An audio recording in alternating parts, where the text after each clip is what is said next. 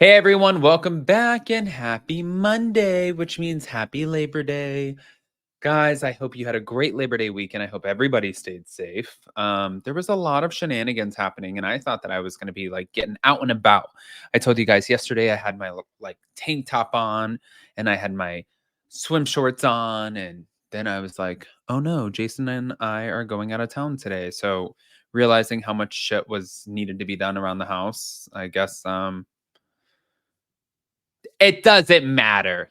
My point is I hope you guys had a great one. Now, with that, I didn't have a bad one, I swear. Guys, smash the like button. If you're not subscribed, get subscribed. Don't forget to hit that notification bell, and let's jump right in.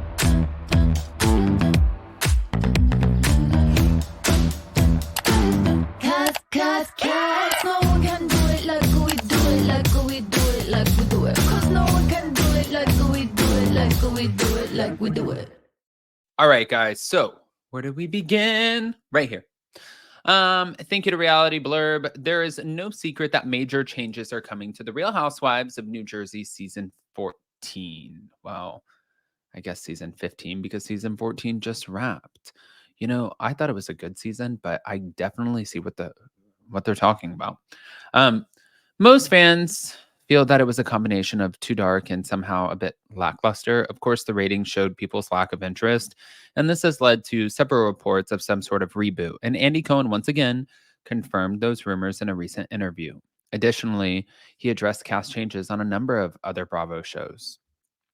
So fans will recall that before season 14 premiered, word came out that Teresa and Melissa did not interact during filming. And once the show aired, the divide between the two of the show's biggest stars was more apparent and made things toxic for the group. Things were so bad that there was no traditional reunion. It was recently when Andy sat down for an interview with Extra TV to discuss his wax figure at Madame Tussauds in New York. And of course, the topic of New Jersey came up as everyone is wondering about its future. And in discussing the process of moving forward with the show, Andy said, keep waiting. There's no rush. Yeah, we're going to take our time. And of course, this means that there may be a long pause before we see New Jersey back on the screens. However, he didn't stop there. When asked about the rumored cast shakeup, he says, I wish that I had an answer for you. We actually don't. We're going to figure it out. We'll get back to you. We're calling extra on speed dial when we figure it out. He's being a smart aleck because they're not. Now, regarding season 14, Andy does not agree with fans who felt it was lackluster. He says, I actually thought it was a great season, but I think that it was just very clear that there was no moving forward with this group. But in addition to talking about Jersey, Andy also discussed the two new additions to RHONJ. As fans know, Raquel Chevremont and Rebecca Minkoff are joining the show. And according to Andy, these are powerful, strong, fashionable, beautiful women, and they fit right in. And I'm really bullish on the new season. It's funny, it's exotic, it's aspirational, and it feels like New York City.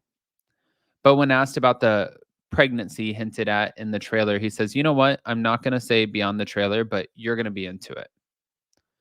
Now, Andy also opened up about how he feels about Phaedra Parks returning to the Real Housewives of Atlanta, as well as being a cast member on some of the other NBC Universal shows. Like she's done Ultimate Girls Trip, but now Married to Medicine. He said, I'm really excited. We got to see her on Married to Medicine. We got to see her on Traders. By the way, you're going to see her on the next season of Married to Medicine too. And now you'll see her on the Housewives of Atlanta. So it's so great.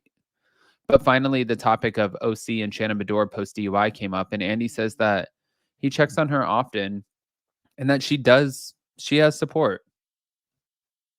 But I mean, he's not gonna, just to be fair, he is not going to tell you, me, any of us. He's not going to tell any of us what's going on as far as like the casting or anything like that, because that's something that the network has to announce. It's a surprise. It's a big bang.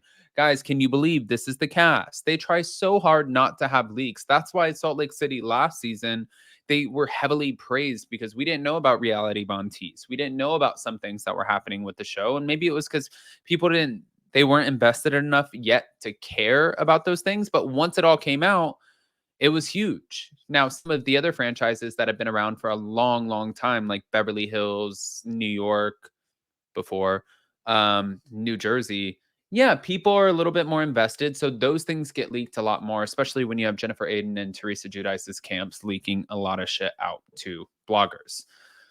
But we're not done. No. It continues. Thanks, Lisa Vanderpump. Lisa Vanderpump has been a mainstay on reality TV since appearing on The Real Housewives of Beverly Hills, and since then, she has continued her empire with the mega successful Vanderpump Rules. However, she and former star Rachel Leviss have been at odds since she left the show. Rachel has continued to throw shots not only at production, but also at Lisa herself. Now, as fans will recall, Rachel left the show following season 10, and since then, she started a podcast. Recently, she said that she would only return to the series under certain stipulations, one of which was that the show would need to provide therapy. Lisa recently sat down with Us Weekly and responded to the ex VPR star's comments. According to Lisa, she said that, but I think she's had a therapist on hand the whole time through filming. She goes on to give credit to Bravo by saying, I think Bravo is very cognizant of that, of being there even when you're filming, saying somebody's available for you to talk to. So I don't quite understand what that means.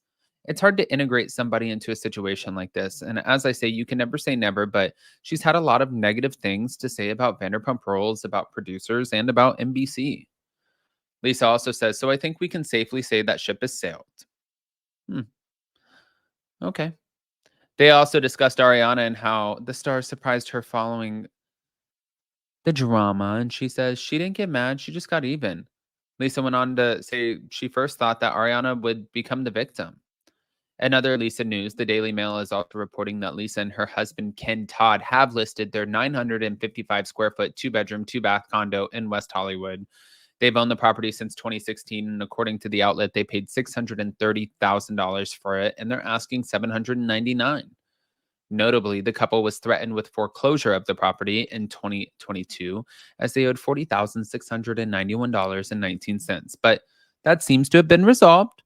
And this comes after the couple has been hit with multiple tax liens, the latest of which was from April of this year for $24,109.61. It's also important to note that Lisa and Ken don't live in the condo. Instead, their son does. So Lisa said that their son is selling it after issues with the HOA.